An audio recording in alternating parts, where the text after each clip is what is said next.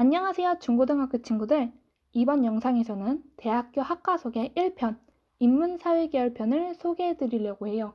바로 알아볼까요? 첫 번째로 소개해 드릴 학과는 문헌정보학과예요. 이름만 들었을 때는 무엇을 배우는 학과인지 감이 잘 안 오시죠? 문헌정보학과의 과거 이름은 도서관학과입니다.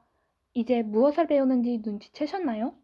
문헌정보학과에서는 인간의 지적 활동에 필요한 정보 및 문헌의 속성을 이해하며 이들을 효과적으로 수집하고 전달하기 위한 공부를 해요.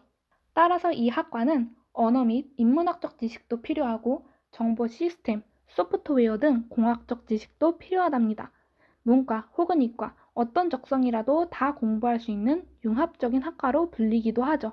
문헌정보학과에서는 독서지도, 독서교육, 도서관과 정보센터 경영, 정보봉사, 정보검색, 문헌보존, 고서강독, 데이터 큐레이션, 북 큐레이션, 문헌분류, 목록 편성과 같은 과목을 배워요.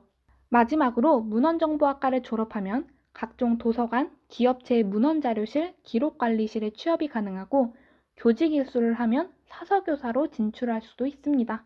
다음 소개해드릴 학과는 관광경영학과입니다. 대학교마다 부르는 이름은 조금씩 차이가 있을 수 있다는 점 유의해주세요. 관광경영학과는 관광산업 전반에 대한 이론 수업과 실무 수업을 통해 관광산업에 필요한 고급 인력을 양성하는 학과예요. 이 학과는 기본적으로 여행에 대한 흥미를 가지고 있어야 하며 관광을 위한 외국어 능력과 관광과 관련한 다양한 분석을 위해 통계 활용에 대한 관심이 필요해요.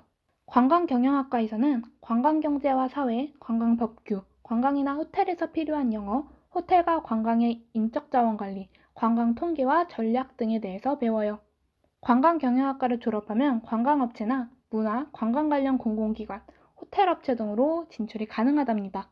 다음으로 소개할 학과는 중어중문학과예요. 중국, 중국어 계열과 관련된 학과를 말해요. 중어중문학과는 중국의 문학과 언어에 대한 소양을 갖춘 중국 전문가를 양성하기 위한 학과예요. 이 학문을 배우고 싶은 친구들은 중국의 역사와 문화, 중국어에 대한 관심이 있는 것이 좋아요. 중어중문학과에서는 경전강독, 제자백과선도, 중국 문학사, 중국어와 중국의 경제, 외교, 정치 등에 대해서 배워요. 중어중문학과를 졸업하면 중국 현지 기업이나 무역회사, 중국 관련 공공기관 등으로 진출이 가능해요. 다음은 청소년 지도학과예요. 청소년 교육 상담학과, 청소년학과 등 대학교마다 부르는 이름이 달라요. 청소년 지도학과는 청소년 지도에 관한 연구에 대한 학문을 공부하며 청소년들을 올바르게 키울 수 있는 전문가를 양성하기 위한 학과예요. 이 학과는 청소년에 대한 통찰과 비판적 사고가 필요하며 청소년을 둘러싼 사회 문제에 공감하고 해결해 나가려는 의지가 요구돼요. 청소년 지도학과에서는 청소년 지도 방법, 청소년의 심리, 상담, 정책과 청소년 관련 법규와 행정 등에 대해서 배워요.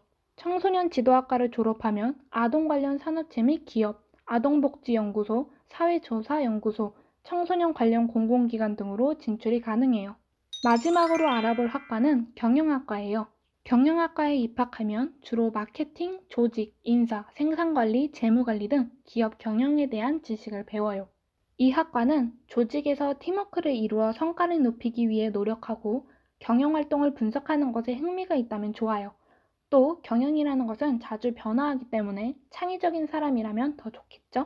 경영학과에서는 인사관리, 재무관리, 기업윤리, 마케팅관리, 경영과학 등을 배운답니다.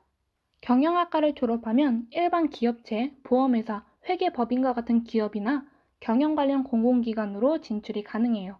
오늘 준비한 내용은 여기까지입니다. 다음에 또 봐요.